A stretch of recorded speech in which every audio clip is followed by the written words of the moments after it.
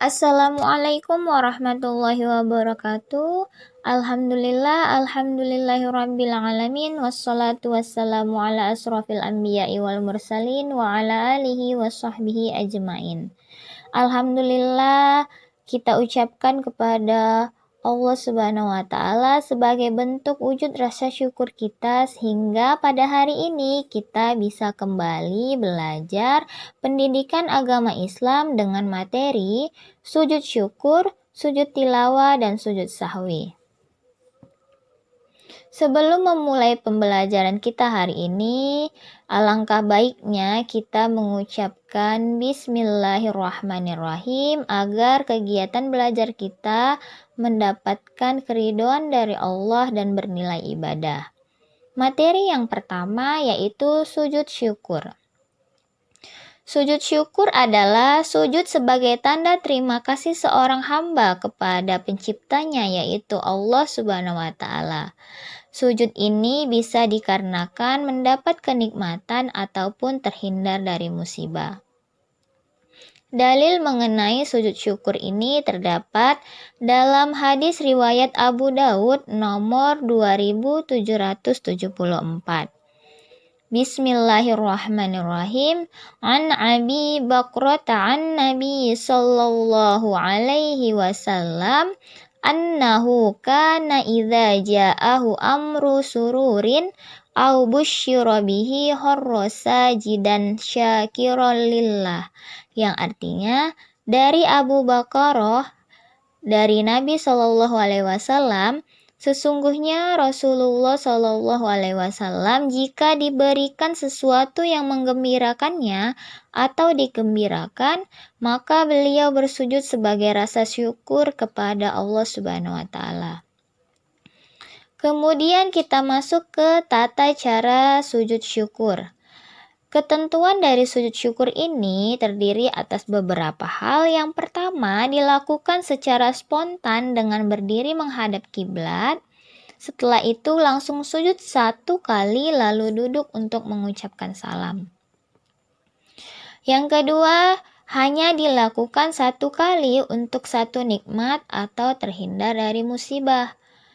Lalu tidak perlu wudhu terlebih dahulu, tidak perlu dalam keadaan bersih dari hadas dan najis. Artinya ketika kalian atau kita mendapatkan banyak kenikmatan dalam satu waktu itu, kita langsung sujud, tidak perlu untuk mengambil air wudhu terlebih dahulu. Hukum melaksanakan sujud syukur ini adalah sunnah.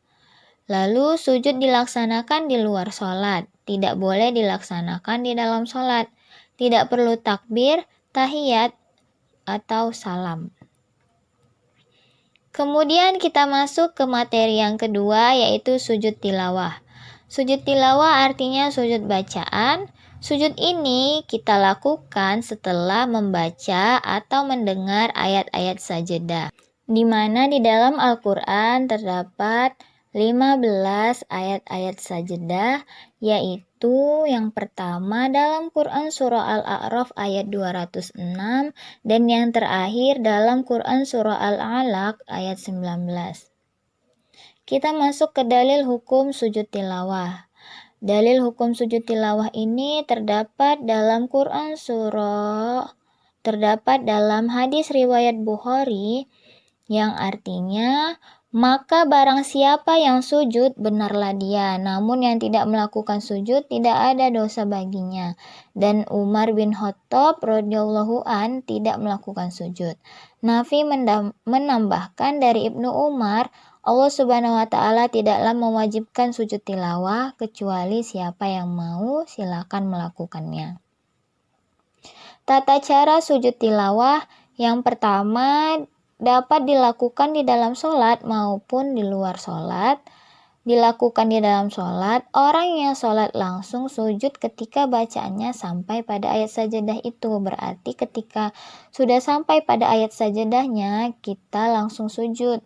Kemudian berdiri lagi dan melanjutkan bacaan jika masih ada. Lalu jika di luar sholat, caranya adalah mengangkat tangan sambil takbir kemudian sujud. Setelah itu bangkit dari sujud dengan membaca takbir tanpa membaca tasyahud dan tidak perlu mengucapkan salam. Sebelum sujud tilawah tidak perlu wudhu terlebih dahulu. Tidak perlu dalam keadaan bersih dari hadas dan najis. Sebaiknya menghadap kiblat. Tidak perlu tahiyat dan salam, tetapi perlu takbir. Kalau yang membaca ayat sajadah atau imam tidak sujud, tidak disunnahkan pendengarnya sujud. Jika kita sujud tilawah, doanya adalah sajada wajhi lilladzi khalaqahu wa syaqqa sam'ahu wa basarahu bihaulihi wa quwwatihi fatabarakallahu ahsanul khaliqin. Lalu materi selanjutnya yaitu sujud syahwi. Sujud syahwi artinya sujud lupa. Artinya ini dilakukan atau hal-hal yang menyebabkan sujud syahwi adalah yang pertama kita lupa rukun sholat. Misalnya tidak duduk tahiyat awal, tidak membaca surah Al-Fatihah dan rukun sholat yang lainnya. Lalu lupa jumlah rokaat atau kekurangan jumlah rokaat setelah sholat selesai, ada orang yang mengingatkan atau ingat dengan sendiri kesalahan itu. Artinya ketika kita sholat zuhur yang 4 rokaat, ketika kita melaksanakannya, kita kekurangan jumlah rokaat tersebut, misal hanya 3 rokaat, maka kita harus melaksanakan sujud syahwi. Lalu ketika kelebihan rokaat, ruku atau sujud karena lupa. Artinya sujud syahwi ini ketika lupa rukun sholat, kemudian kekurangan jumlah rokaat dan kelebihan rokaat. Dalil sujud syahwi terdapat dalam hadis riwayat Muslim, di mana di sini berarti dari Abu Sa'id Al-Khudri. Dari Abu Sa'id Al-Khudri radhiyallahu an, dia berkata, Rasulullah Shallallahu alaihi wasallam telah bersabda, apabila salah seorang dari kamu bimbang dalam sholatnya, lalu dia tidak tahu pasti berapa rakaat sholat yang telah dilakukan, 3 atau 4 rakaat, maka hilangkanlah keraguan itu dan hendaklah dia pastikan hitungan rakaat yang dia yakini. Kemudian hendaklah dia bersujud syahwi 2 kali sebelum salam. Jika dia sholat 5 rakaat, maka dia tetap menggenapkan sholatnya. Dan jika sholat 4 rakaat, maka 2 sujud syahwi itu sebagai penghinaan terhadap syaitan. Ketentuan sujud syahwi ini tidak perlu takbir, kemudian pelaksanaannya dengan melaksanakan sujud rukun sholat, yaitu 2 kali sujud yang dipisahkan dengan duduk antara 2 sujud. Kemudian segala syarat dan ketentuannya berlaku, lalu dilakukan sebelum salam. Apabila lupa tahiyat awal, dia sudah berdiri untuk rokaat ketiga, maka tidak perlu duduk kembali, tapi teruskanlah rokaat tersebut sampai selesai. Kemudian di akhir sholat lakukan sujud syahwi sebelum salam. Lalu apabila imam salah dalam hitungan rokaat, maka makmum mengingatkan dengan bacaan subhanallah. Jika imam lupa bacaan dan tidak bisa meneruskannya, maka hendaklah salah seorang makmum mengingatkan dengan cara membacakan ayat tersebut supaya imam ingat dan meneruskan bacaannya. Adapun doa yang dibaca ketika kita melakukan sujud syahwi adalah Subhana man la yanamu wa la yashu. Pemaparan mengenai 3 sujud yaitu sujud syukur, sujud tilawah, dan sujud sahwi telah selesai. Silahkan kalian kerjakan tugas yang Ustazah berikan. Sekian dari Ustazah, semoga ilmunya bermanfaat. Mohon maaf bila ada kekurangan.